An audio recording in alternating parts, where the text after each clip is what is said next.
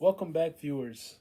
Today's video is going to be about our piano lesson number 2, where we're going to be focusing on finger independence. I encourage you to watch video number 1, where we cover focus.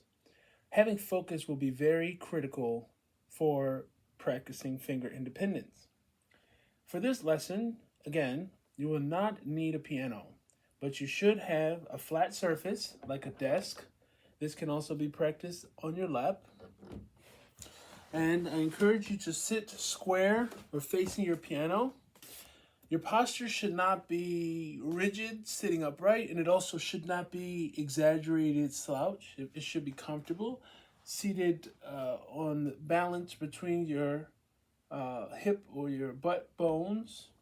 So to practice your finger independence, what we're going to do is place our fingers on a flat surface and practice lifting one finger at a time, lifting the thumb and placing it back down, lifting the index finger and placing it back down, lifting the middle finger, placing it down, lifting the ring finger and placing it down, and lifting the pinky finger and putting it down.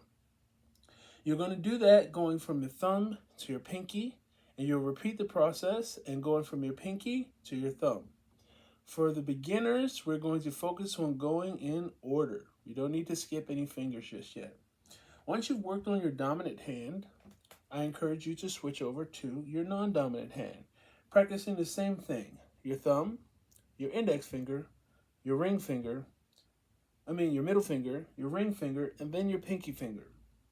Again, practice this until you feel comfortable and fluid, and you'll notice that your non-dominant hand, like with most activities, is not as skilled or flexible as your dominant hand. So spend a little extra time here getting familiar with that non-dominant hand.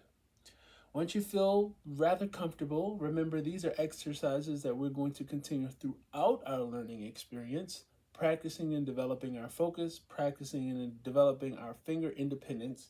We're going to put both hands together, and we're going to be lifting both the thumbs together, both the index fingers together, both the middle fingers together, both the ring fingers together, and both the pinky fingers together. Just like with focus, when we went into the exercise, we noticed something that's remained. And what remains is our breathing. So, as you get into this exercise, what you're going to notice is that other parts of your body will naturally move to accommodate the fingers moving. And you'll find that these fingers are all attached to this firm foundation that you sit on. And so by not having a firm foundation, are you actually training the fingers to respond to what it feels like to sit at the piano? You have to have a firm footing on the ground and a firm seat in order to do this exercise properly as it applies to the piano.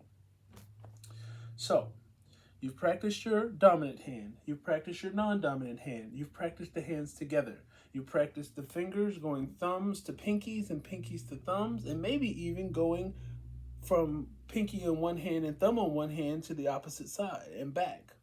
You've been building your strength and your finger independence. That actually concludes this lesson. Again, you don't need a piano for this. However, it is the building block of what you'll need to play.